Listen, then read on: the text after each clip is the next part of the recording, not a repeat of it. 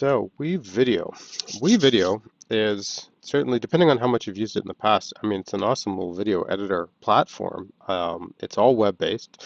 So, of course, one of the big bonuses there for us in our system is that you can use it on all of our Chromebooks. So all the students and everybody can use it from absolutely anywhere. There's no install. You just log in and away you go and create some magic. There is technically two sort of ways to get into WeVideo, I guess, or ways to not even get into it. That's the wrong way to say it. There's two different essential ways that you would access WeVideo. So what we've got going on right now is I've pulled up just wevideo.com, and I'm going to throw this main address in the chat for you guys to make it even quicker and easier to jump in here. So let me go to the chat. I'll just paste that address in so you can hit it, and you'll get right to that main login screen. Even before I do that, though, I'll mention the other option. In the past, like I guess we're going 2 years ago now, people were still playing a little bit with Screencastify. And Screencastify was a little Chrome add-on you could have up here in the top of your browser. And it worked by letting you just sort of click that, and it would immediately let you start recording your screen. It would just capture that video, save it to your drive, and you could use that for lessons and whatever else you wanted. And it had a couple little basic editing tools in there, but nothing very fancy at all. WeVideo came at it from the other side, where it is a full-on editing tool. And then over that past year, maybe a year and a half ago, it's been a while now, they also added a little feature here, which I need to actually add in this account, which is fine. I'm using another account here, so it's a little bit cleaner for me today. So I'm going to go show you where the extension information is and add it to this account right now, since I apparently hadn't done it yet. I'm going to go Departments and Tech Services, and I'll go to Support Resources, because everything that we have, all of our software is all here under Support Resources. And of course, when I come down to WeVideo, the bottom, it's all alphabetized. I will see information about WeVideo, of course, but what I'll also see is this bit that I'm alluding to now, right here, this extension. So I'm going to go click here to get the Chrome extension.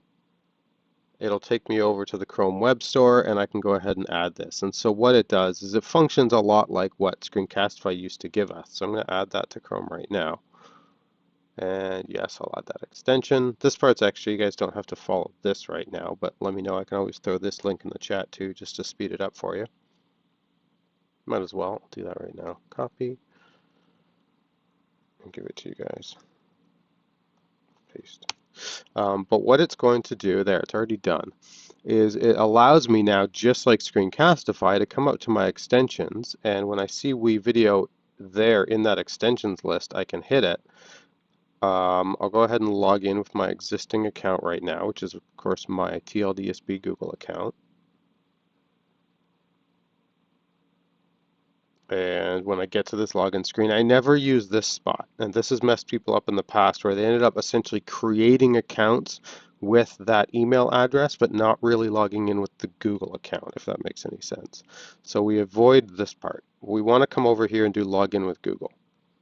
That's going to connect properly to our actual current Google account that we're using. And in fact, it's popping up right now with the icon and the name that I'm using on this particular account. So when I click on it to get logged in, I'll have the full premium access to everything that TLDSB is paid for. I'm going to go ahead and say continue. Grant access. Yes, I'm going to allow access. And I'm starting to get what I wanted here. Okay, so now I can click on the extension and see what it's actually going to do. So I'll show you what this is before we get into the real meat of WeVideo here. I click it. Pops up this little window for me. And on this window, I have three options. I can go dual, which means it's going to record both my webcam as well as what's on screen. I can go with just the screen, or of course I can go with just the webcam. So whichever flavor of video I want to create, I'm good to go. With the Screencastify, the vast majority of what we were doing was just screen. With the dual option, what it'll do is do a main box that is all of your screen, and it'll put your webcam in a small box down the corner. Same kind of thing we see on YouTube all the time. But if I go with just screen right now and I were to say record, it's going to pop up the little window here. I wonder if I can move it to where you can see it.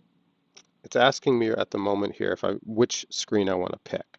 So I'm going to pick the one that you guys are currently viewing, and I'll just say share.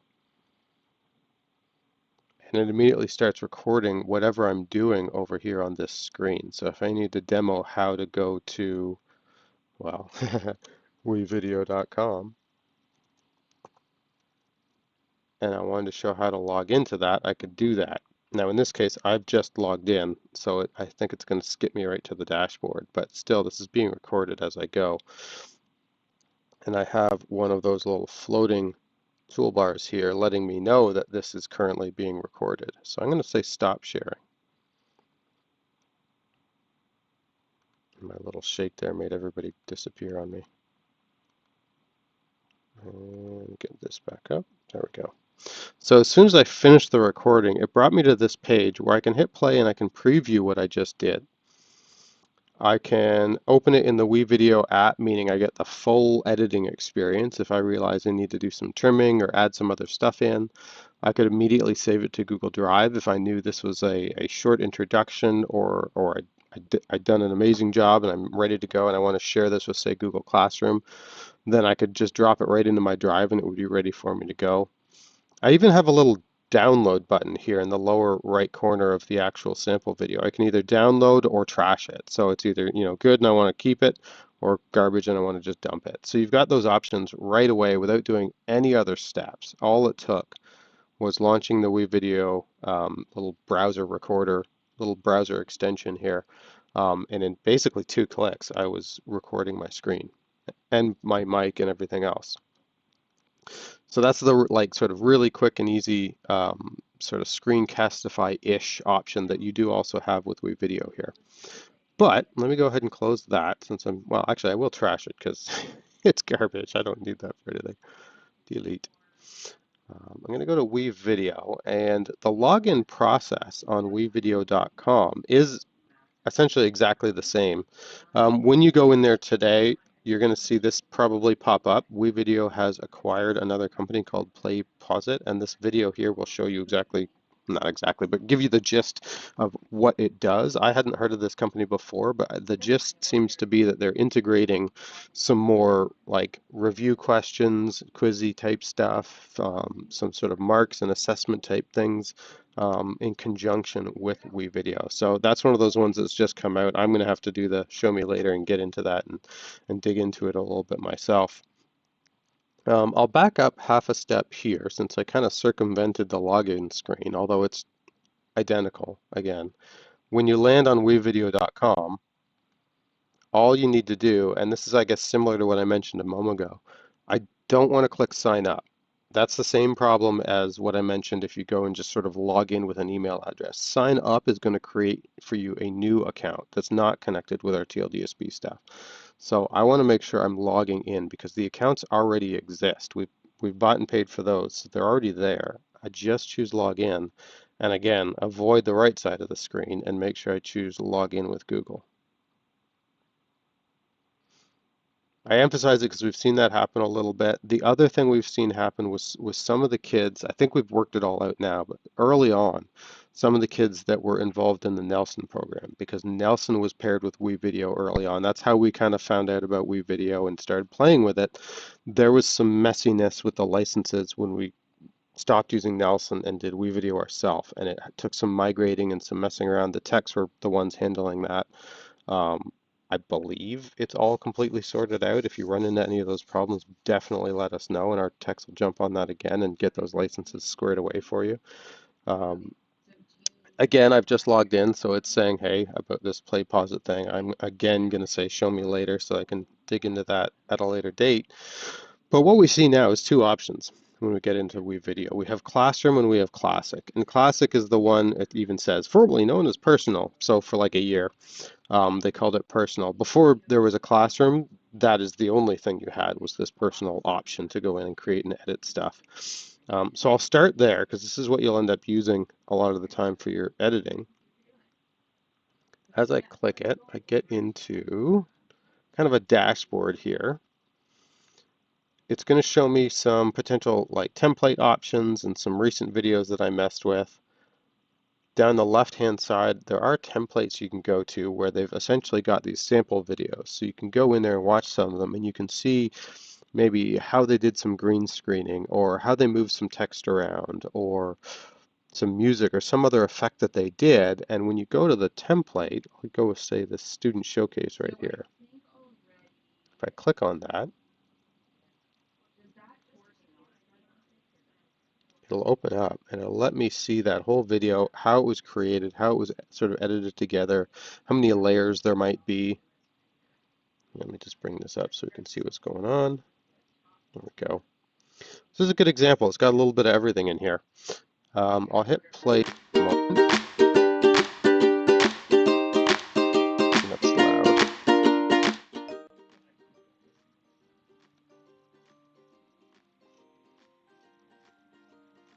Okay. So what we're getting here, we've got our media and our sort of snippets and options over here in the top left. Currently it's on my media, which is stuff that I've created, but you can also find all kinds of stock videos and images and such in there that I'll get to in half a sec. I've got my preview window here where I can see what's going on. And because I've opted to use the new layout, some of these controls might look a little different than what you're used to, and I'll show you what I mean by that. A few minutes before we started, it popped up on me again saying that, hey, there's a new layout for WeVideo and do you want to try it? So that's why I'm getting this little purple beta icon up in the top corner here. If I click the main menu, I have the very first choice says editor experience. And if I get in here and decide I hate it, I can go back to the classic editor for a little bit. I say a little bit because like every other company that does this, they're going to try out the beta for a while. They're going to get some feedback. They might tweak a few things, and then they're just going to make us use it.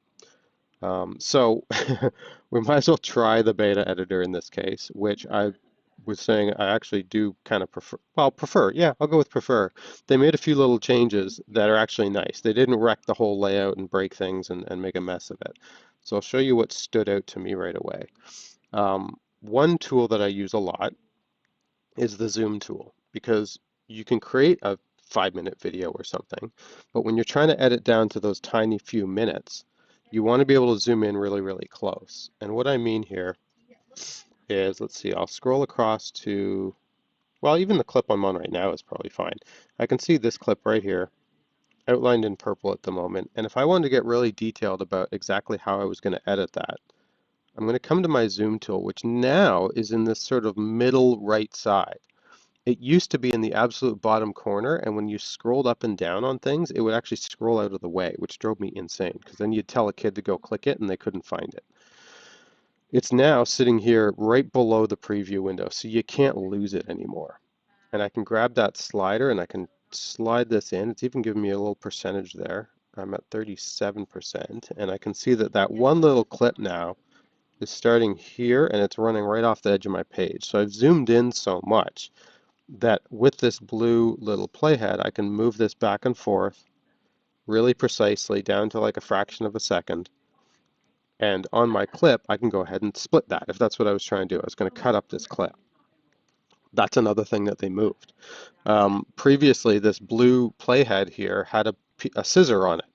So you could move your blue guy back and forth and then click the scissors to make the cut, which sounds like a good idea, except I know I've done it, so I'm sure the kids have done it. You would go click the blue playhead to move it and accidentally actually hit the scissors and end up slicing your video where you didn't want to slice it.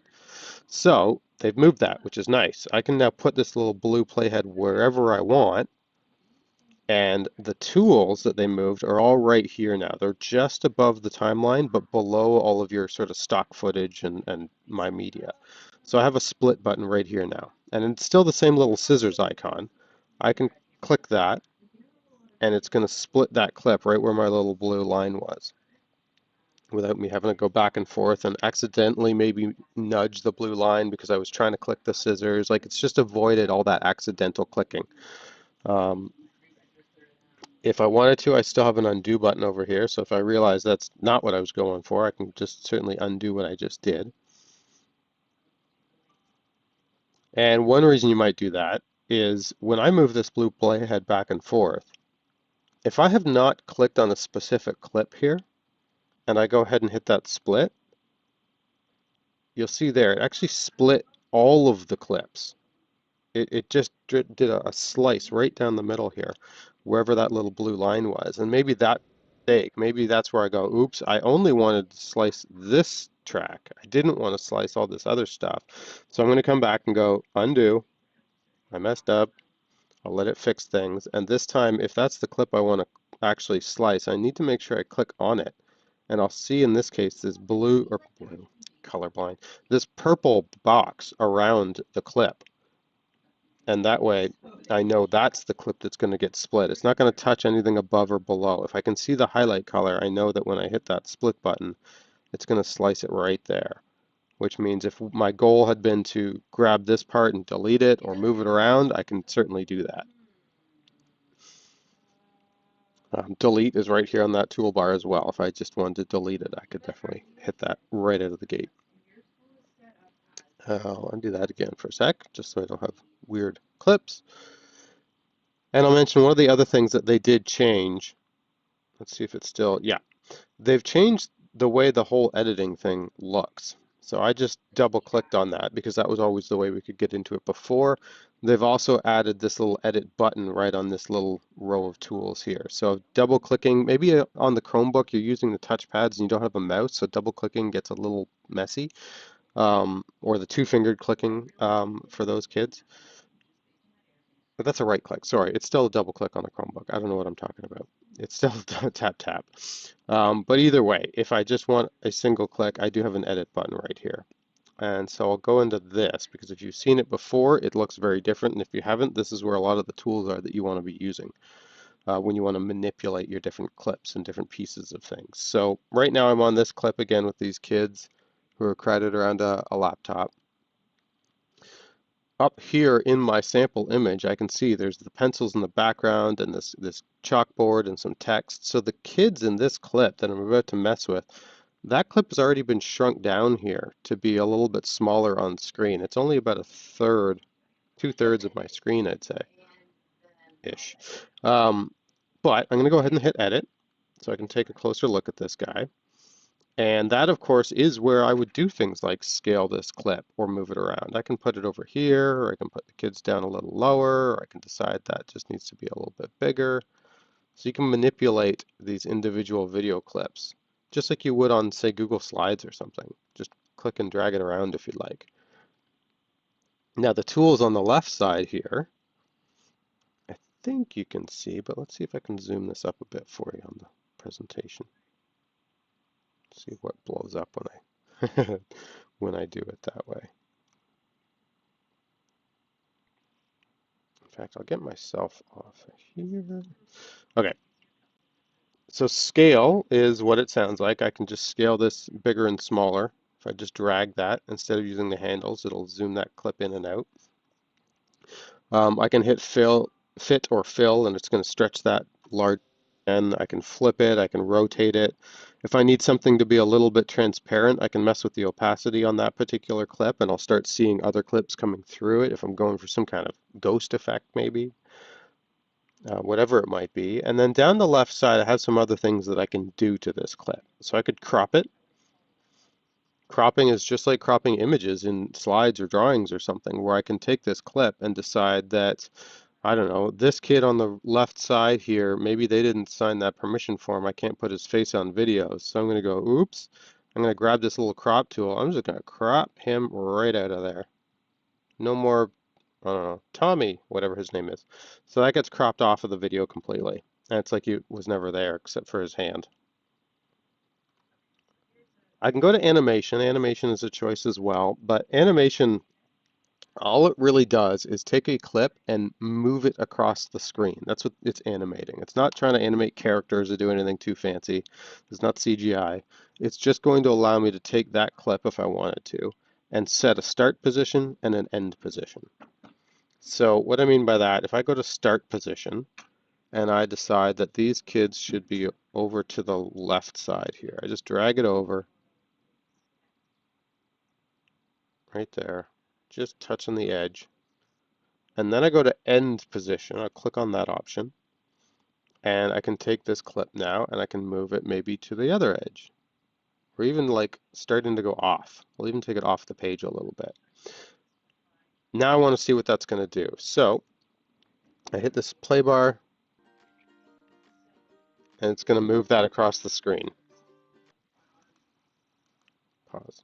So just that's all the animation tool does. It's the odd time where maybe you want to take a clip and have it like pan up the screen and off and out of the way. You could do it that way, and animate the entire sort of clip off or around or up or down, make it scroll, that kind of thing is what this sort of animation tool will let you do. Keying, color keying, also known as green screening, is what you're going to do when you want to, well, take a background out completely. I'll grab a different clip and show you exactly how that works, but the gist here is that I use this little eyedropper tool. I can come over here and I can click on whatever color it is that I want to have disappear, which typically is going to be green. Yeah, I'll circle back to that one. It's a big one. The kids use it a lot, but this isn't a great example video to do it on, so I'll definitely come back to it. For brightness, contrast, hue, saturation, this is all your sort of color toning type stuff. I can make a, drop the saturation out and the whole clip becomes black and white, if that's what I was trying to do. I can mess around with reds and greens and brightness. Maybe I took something in a really dark space. I need to up the brightness. I could make those adjustments to that clip if I wanted to. Um, I could wash it out if I do too much brightness, take away the contrast, or maybe crank it way up. There we go. Just completely white them out. Whatever craziness you decide you want to do to it, you can do. And then I go down to speed. Speed is the last option I have here when I'm editing an individual clip because I can take that clip and, well, speed it up or slow it down. If you're doing like, I don't know, stuff at track and field or a gym class or something athletic, you could, slow down, do a slow motion right before a particular play or speed something up because it's getting really boring. If they're doing like cut and paste type stuff and they're sitting there gluing things together, you want to speed up this video because it's, well, really boring. You can go ahead and just speed up through those parts. We all do that where we're sort of demoing something and something just sort of takes a little bit too long. We get the idea, especially if you repeat yourself. That way, just speeding it up kind of runs through it. And I've certainly done that with my videos I've helped my daughter make before, where she was like, I think she was baking things, or no, it was a tie-dye video. She was making tie-dye shirts. She sort of explained it the first time, but by the second, third, fourth shirt, you get the idea. So we just sort of zip through different chunks, and then it's like, ta-da, you're at the end. But all those nice options there when you are trying to manipulate a particular clip, and then I have the option of either saving those changes or canceling. Maybe I messed around in here and it's not going to do what I wanted it to do, so I'll just cancel and it won't make those changes. We'll leave it alone. But that is all accessed by either double clicking on one of your clips here in the timeline or hitting that edit option.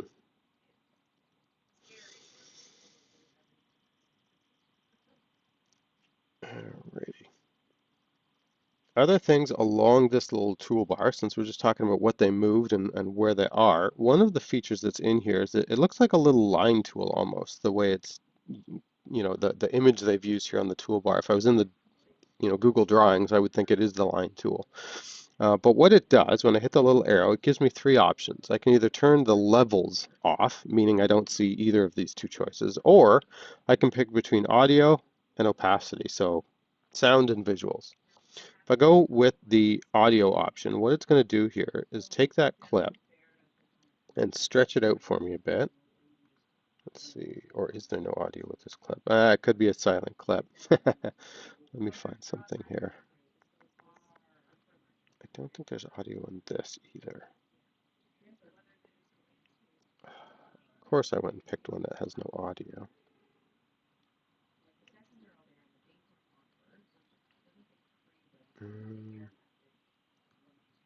Zoom out a bit more here. See if one of these other ones does have audio.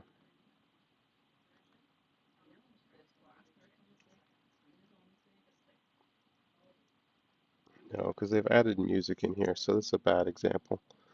Let me see if there's something in here that does have audio.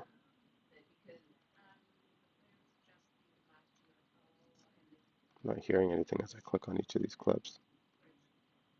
All right, I'm going to switch real quick and get one that does, because I have WeVideo open on another screen here as well, because I was using it for some other stuff this morning. There it is.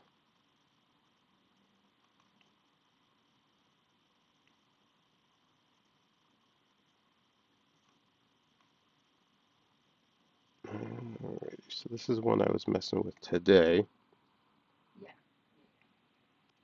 that I won't spend too much time on. It's super boring, and you might even have to see it at some point anyway.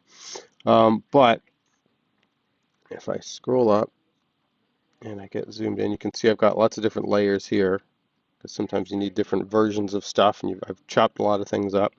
But all I want to show you in this particular clip is when I go to that levels option and I say audio, what it's going to do for me. There we go. Now all of my clips just changed. And you can see that. I'll zoom in again for you. There we go. So that went from levels off, where it's showing me all my sort of visual idea of what my clips look like. When I go to audio, what I get is these blue lines with a dot at the beginning and a dot at the end. And the dots represent the volume of that clip. So by default, everything's at 100% volume. You get to hear everything that's on that clip. But if I decided during this clip, maybe this is an important scene, I've decided that I want to have the audio sort of fade down, stay low for a little bit, and then fade back up. Easy to do. I can click anywhere I want along this blue line here, and as soon as I do, it adds this little white dot, which is still at 100% until I click that white dot and I drag it down. And you can see the percentage right on my mouse changing. So I'm going to get it all the way down to say 30%. 29 is good. 31 is good. I'll live with it.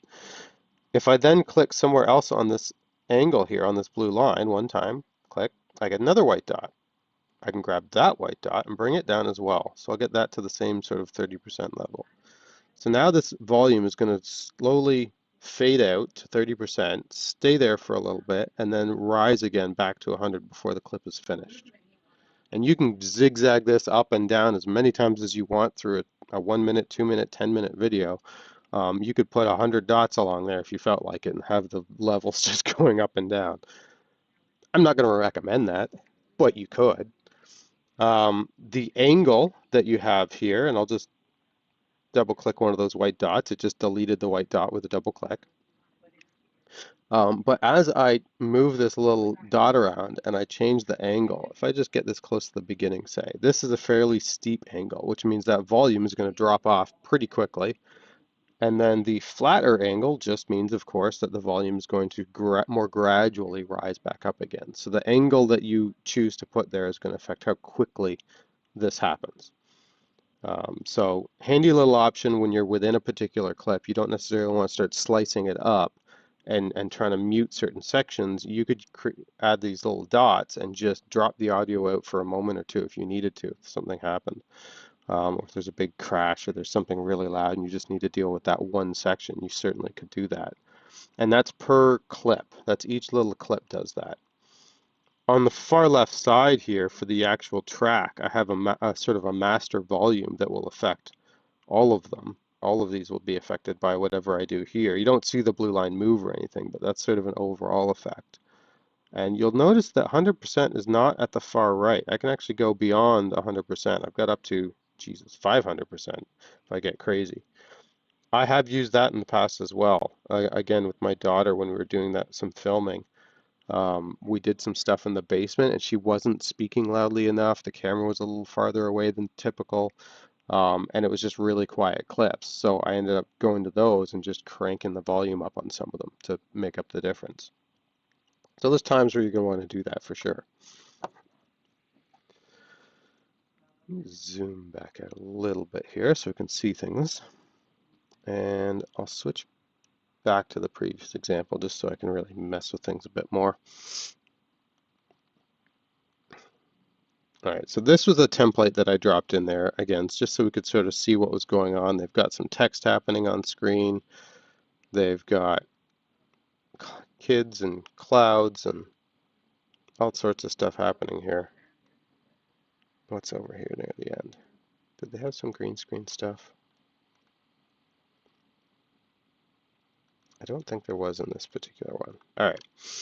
So I'm going to show you where, since I mentioned green screen, we're going to add some content here because, of course, you're going to want to add content of your own as well as some of the stock stuff. And that's one of the nice things about the premium access that we've, paid for is that there's a ton of stock footage in here that you can use, stock footage and audio and images and all that kind of stuff. But if we're telling kids create your own stuff, that's where I'm going to start with this My Media section, the very first section on this toolbar, or menu, I should say, on the far left side.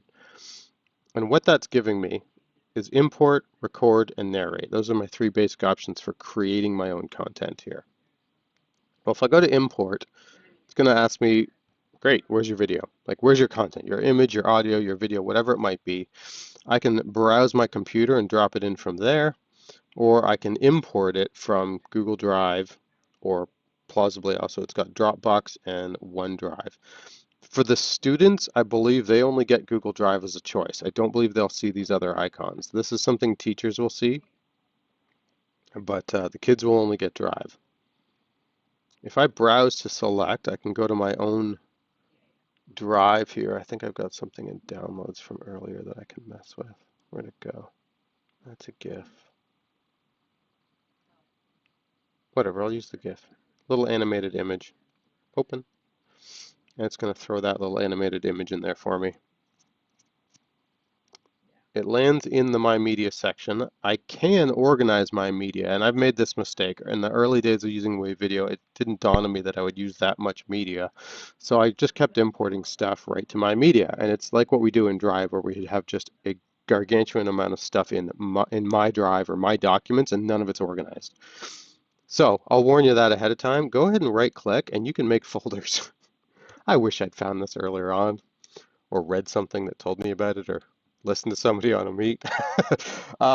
If I had made a new folder, then I could call that, I don't know, in this case, I'll call it Jiu-Jitsu since that's what that clip is, Jiu-Jitsu, create.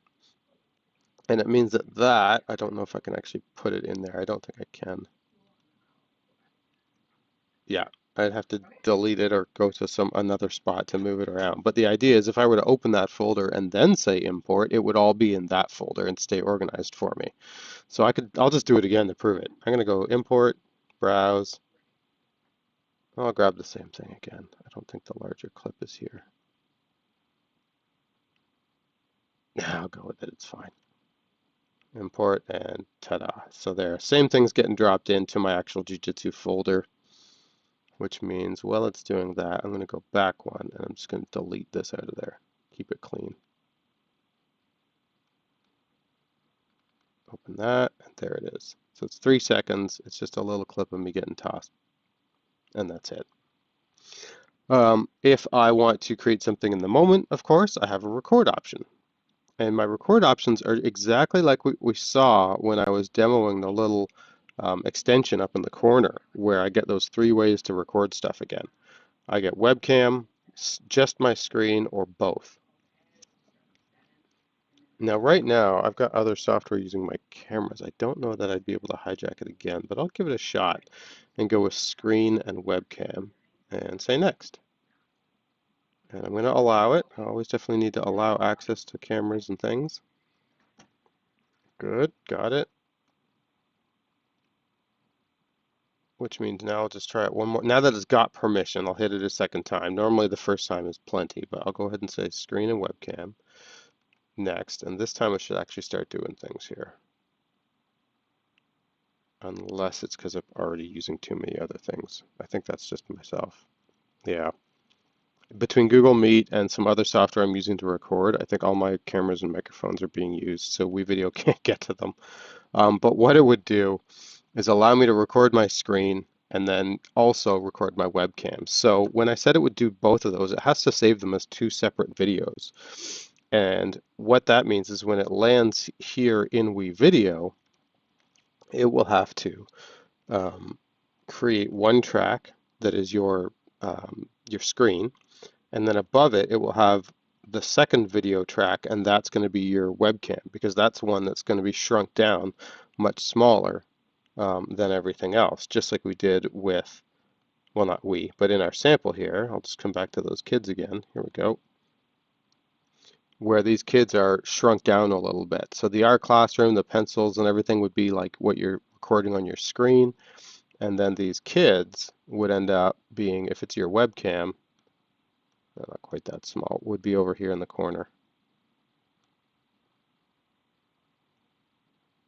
Save. And so your webcam would be down there, and you'd see in the background your whole sort of screen that you happen to be recording, because presumably that's what it was you were demonstrating to the students and you want them to see. If at any moment you decided you wanted to get your face out of there or you wanted to move it, you could just grab that clip and edit and slide it around. So recording is a good one, certainly for creating your own stuff. And then lastly, the third option that they provide is just narrate, which is exactly what it sounds like. It's going to ask you for a microphone to make sure you've got one. And when I say start, it's going to give me a choice here. Do I want to mute the video while I'm recording? So the idea there is that it's going to play the video for me, wherever my video happens to be, what I've got in there already in the editor. When I hit record, it starts showing me the video here. And the idea, of course, is that I can narrate along accurately with what we're seeing on screen. I'm not just going to guess and sort of talk into the ether. So this one's interesting. If I don't want to have it, the noise of whatever it is, cars or lions and tigers or an ocean, whatever, in my ear while I'm doing my recording, I can choose to mute that video, which is what I've done every time I've used this particular feature. I hit record, it'll count me down, and then I'll start seeing the video play, and I can start narrating over top of whatever might be there. I'm going to cancel now because I suspect if I try and record, it's going to give me the same problem since my mic's being used at the moment. Bring that down. So 3 options for bringing your own stuff: import, record, and narrate. And then after our own stuff, you can get real crazy by going into videos. Now videos, what they've done, and I'll just try and give us some more space here. A little bit, there we go. Yeah. What they've done is taken all the stock footage and divided it into these different groups. So I've got animals, business, effects and lower thirds, food and beverage, green screen, which I said we'd play with in a second here. I can hit search and just search for any topic or idea or whatever thing I might be curious about, whatever it is I need some stock footage of. I don't know, doing a safety video about traffic. Do a search for traffic, and I get lots of videos of traffic. And some of them will have audio and some of them won't. It doesn't really show me right away what I'm going to see here. But I can scroll down, I can see a timestamp next to all of them, so if I know if I'm getting an 8-second clip or a 1-minute clip.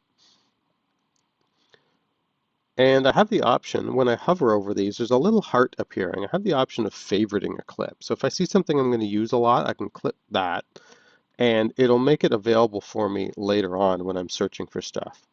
It just makes it really quick and easy to find. I hit close on that because it'll show up here as a favorite. So you can see on this account I favorited one thing. Apparently it was just a little smoke effect. 2 seconds, that's it. So I could use that for titles and credits or something like that maybe. Or even as like a transition if I really wanted to. What's interesting here? Got a little gecko eye, he's looking at you. Working away on the computer. Sure.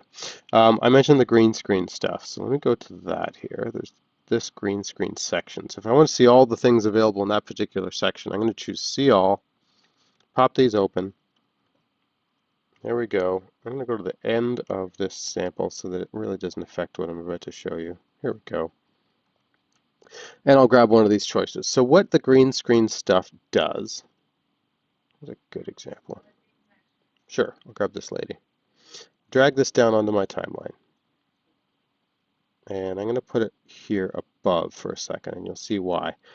What our green screen option does is it allows you to key in on a particular color, in this case that bright fluorescent green, and it makes that color go transparent, which means anything that I put underneath this video clip is going to shine through it. And that's where I just said the layering here at the bottom is important. That's the on top and below part. So right now, when I go to edit this particular clip by either double clicking or using my edit choice, and I go to the keying option, I'm going to go ahead and click the little eyedropper tool. There we go. Come over to here, and now I see the eyedropper, and I click on the green. It samples that exact green, and that's what this code is for. And now I can make some little adjustments here if I needed to, but there's nothing I need to mess with. I'm just going to save changes. It's dropped the green out entirely, and we can see that in my sample. It's now gone black. Well, if I had another clip here, which of course we do, what is this one? Sure, I'll use that. I'm going to drag her over to the left so that now these pencils and paper are beneath that clip, which means now it shines right through. All that black is transparent, and I'm seeing all of that content now shining right through her, or from behind her. The text right now is on top of her shirt, because if I scroll up, the text is literally on top of her clip. So I've got the paper and pencils in the background, and then I see her, and then I see the text, and that's what I'm getting up here in my sample. Make that big enough for you to see. There we go. And I can hit play. I'm going to mute that. Mute. There's the music. Mute. There we go.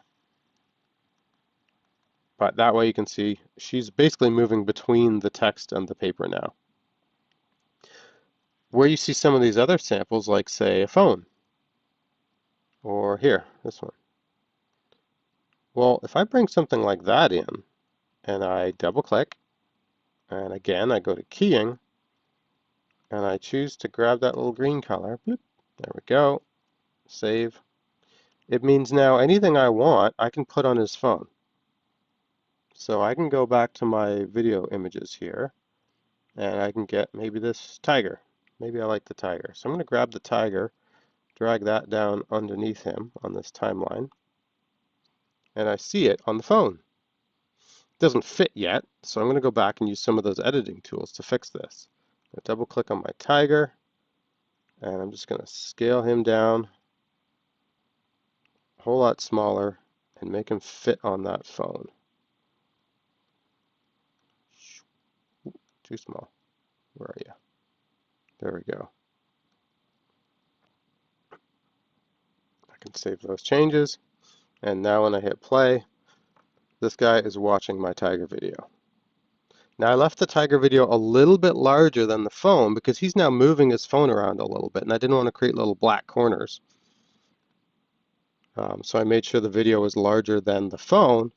I'm sampling it here, and all of a sudden my tiger disappeared because it's not as long as the phone video. The phone video is going on longer than the tiger video. So in that case, I could just grab the tiger and drag it down again, but I'd have to resize it all over again. So instead, I'm going to click on the tiger I've currently got, and I don't think they have it on the menu here anywhere. So you need to know your shortcut keys. I'm going to use copy and paste. But my keys for that are Control C to copy. And then if I just hit Control V to paste, I'll get an error. It says there's not enough space for the selection to be pasted. Move the playhead to an empty area. That's the key tip. It's because my playhead is right here and it's saying, well, there's video right there. I can't drop it right there.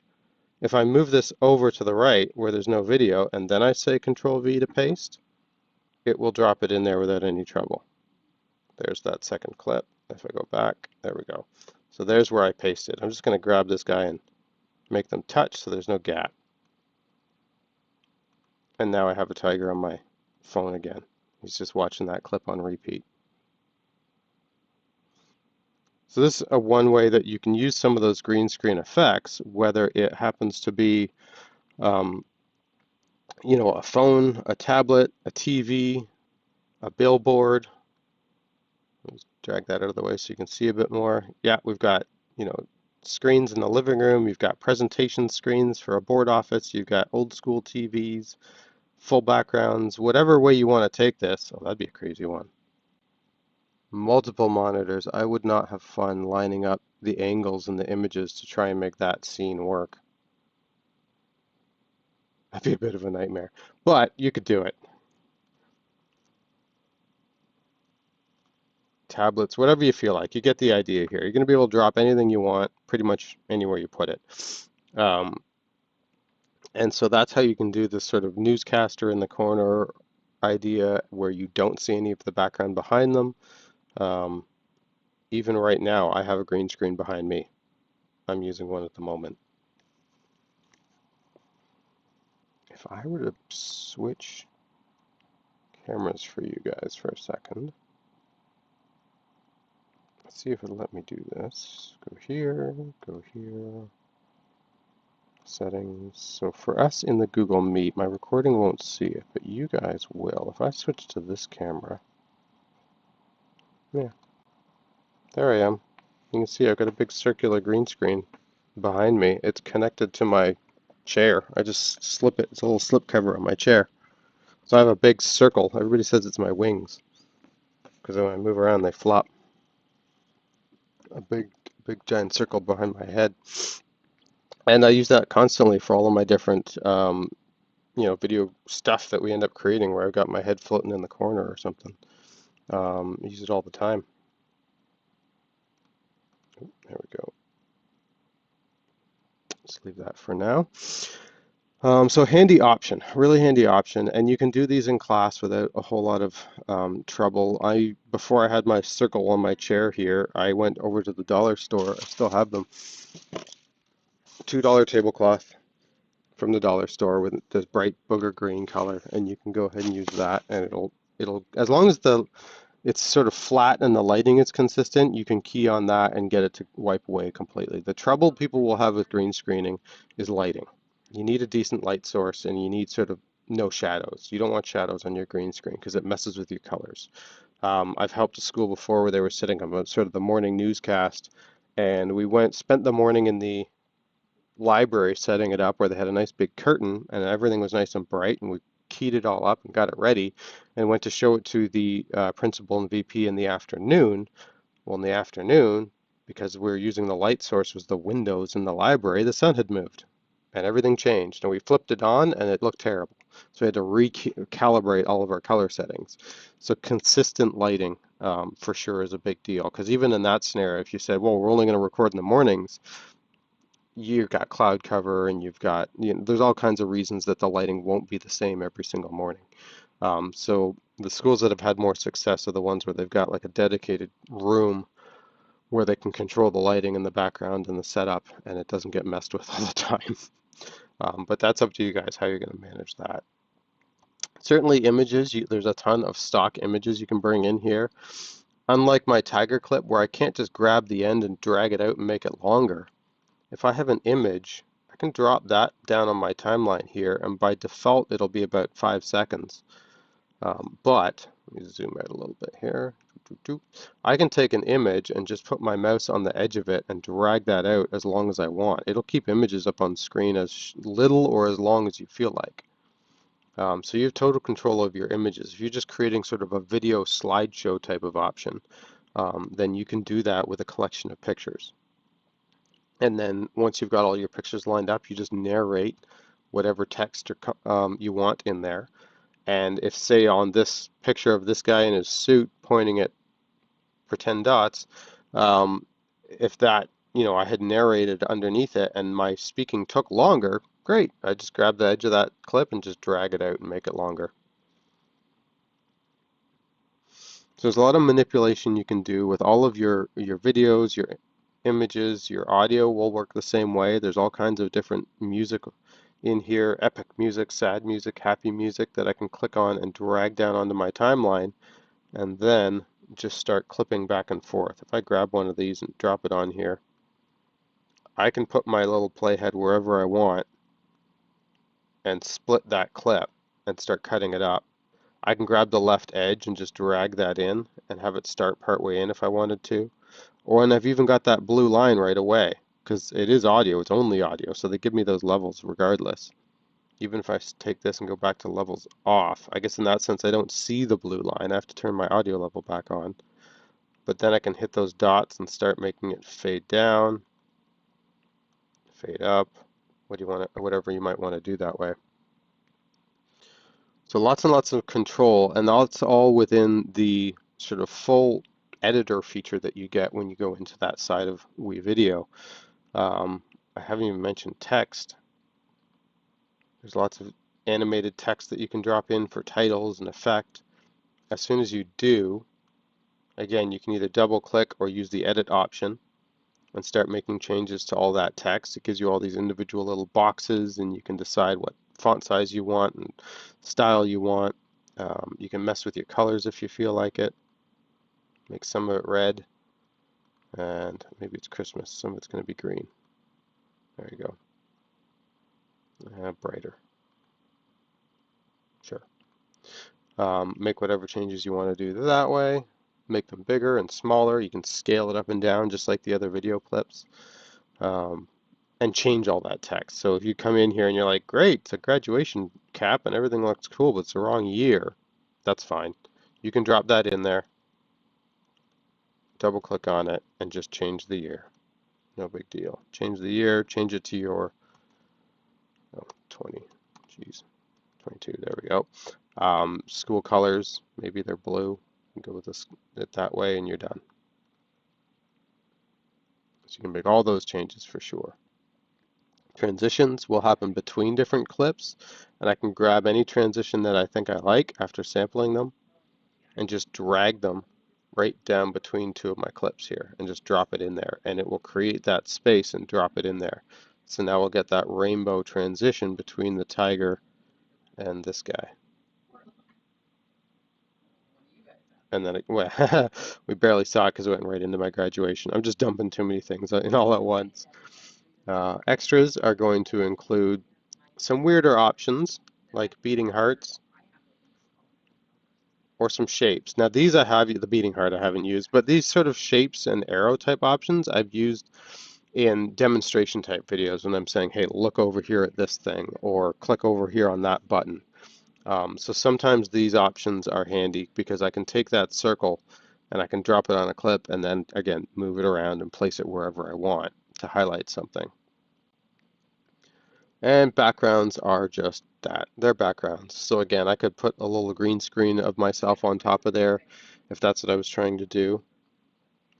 If I zoom out again here, where'd my lady go? Whoa, too far. Grab that, drag back. There's my lady. All right, so insert. Put that there and her there. There. So now she's on the colored background. So you can do that with these fancy backgrounds. And these are all animated backgrounds. They're all little video clips is what they are.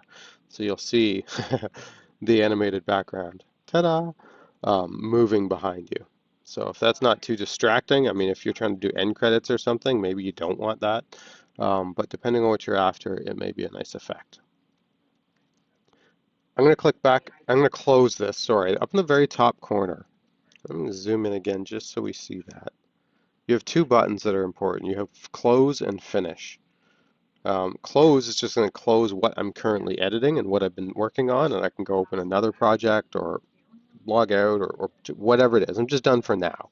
And it'll save whatever I've been doing. Much like Drive, it says right here, all changes are saved. So as I'm doing things, it's constantly saving what I work on.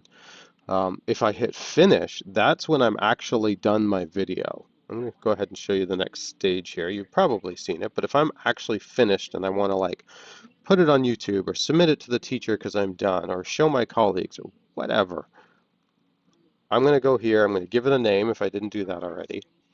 It is a video. 99% of the time I'm going to go with HD unless you've got some specific reason you need a lower quality, kind of smaller file size version of this. I might go SD, but for myself, I always go HD. By default, it's going to save it to WeVideo, meaning it's saved in the sort of list of exports within your WeVideo account. But what we really need and want and will use right next to it is that Drive logo. So of course it's popped up and said, hey, can I have access to Drive? Sure. Yes, allow. Yay. Okay, so now that it has access, it means that when I go ahead and hit this blue export button, it's going to save a copy of this finished video into Google Drive for me. So it's there. I can, at that point, I have the video. I can save it. I can download it. I can share it. I can use it in a Google Classroom. I can use it in a Google website. I can use it anywhere I might want. It's all mine. I might even come back later and realize I want an SD version of it or an audio only version of it if I needed to put it out as an audio podcast or something. I have lots of choices. I'm going to cancel that because I don't actually need to save it for anything. Click back on my video for a moment. Sure. And then get out of there. Oh, close. That's what I was saying. Sorry, close. All right. Because before I let you go, I don't want to take you too long. That was an hour already, and that's the trouble with some of this video editing stuff. There's just so much in there that we could kill a whole day talking about it, no problem. But I'll point out that when we first jumped in, it asked me, do I want to go to Classic or do I want to go to Classroom? Even within Classic, they now have a sort of an easy editor and a simple editor. If I go in and say I want to create a video recording, the full featured editor is what I was just showing you. The simplified editor is, well, really simple. It's going to allow me to go to videos, say, and drop this tiger in here and the fish after it, and I can add some audio in there. But that's it. It's just a sequence of video clips. I don't have all the extra layering and the text and the green screening and all those other cool choices that make a neat video. Those are not an option here in the simple editor. For some grade levels, for some projects, I'm sure it works well. I've literally never used it myself because everything I end up doing, I need more tools. I need more features for it. It's up to you, certainly, what's going to make the most sense. And I can switch. I can go to the full featured editor with what I've just created and say, well, save and exit, and then I'd be able to open it up in the full featured editor. I'm going to discard changes. There we go. And so those are those two choices when I'm in here using my classic WeVideo. I can choose between these two options right away. But just because I can't leave without addressing it, I'll mention the Classroom option here because this is really cool that they have now integrated with Google Classroom. I can create a class, which I've done here, and I'll do that right now. Create a class. I'm going to call it, since that was my first class, I guess this is going to be my second class. I won't bother with those. I'm just going to create it because what I want to show you is the option now to create an assignment on the WeVideo side of things here. So I'll call it make a video, tell me about your summer, because of course we do that in September. Use clips and tell a story. It's going to be an individual rather than team. I'll save that as a draft, I guess, for right now.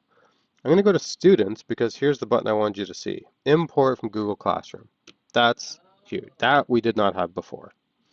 You could create collaborative projects in this other screen, and you could then manually add all your kids to it. This is full integration with the actual Google Classroom now, in the sense that I can say import from Google Classroom and choose one of my Google Classrooms and import those kids.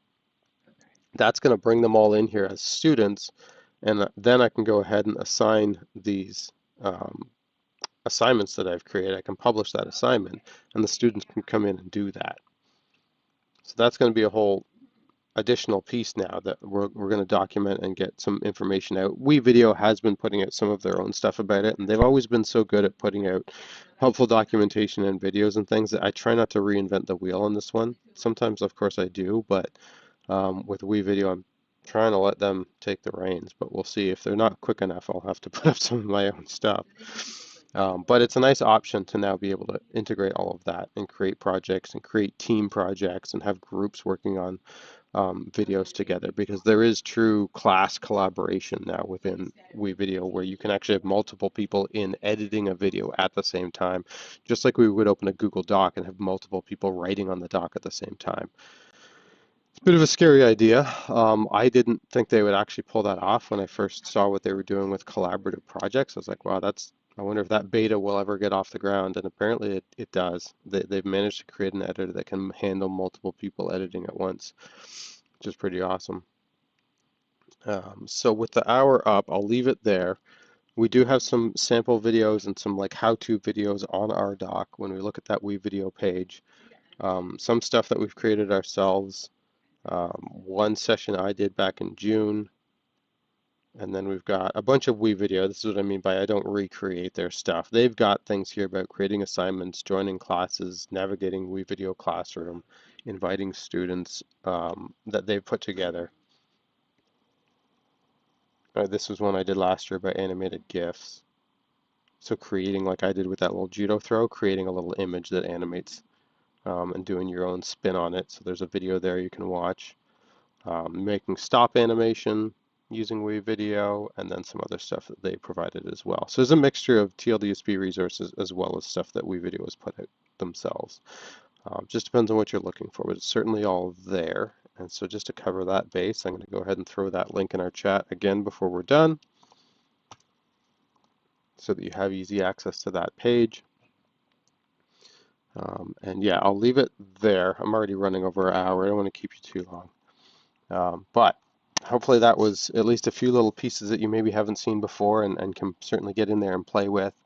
Like I said, one of the great things about WeVideo is that web-based access, that kids can access this at home anytime they want. They can certainly make things for class, assignments and things, but you'll find certain kids latch onto it and will just often running. Like they will spend hours and hours and hours and hours creating and editing and tweaking videos to make it perfect, which is what it takes. Unfortunately, it does take a long time to create good videos. I always caution teachers when they're setting up projects and assignments that require videos, be realistic about the time frame because it might take longer than you think it does. Start with like a 30-second PSA and see how long it takes them to edit together 30 seconds of decent video, because you might be surprised how long that actually takes. Don't get too ambitious right out of the gate until you understand what you're taking on. It may be the end of the year before you finish. But beyond that, certainly if there's any questions from either of you, jump in here, let me know. And other than that, I will certainly let you go and get on with the rest of your day. If you want to stew on it, play with some things, and come back and ask me questions, I offer one-on-one support all throughout the year, all the time.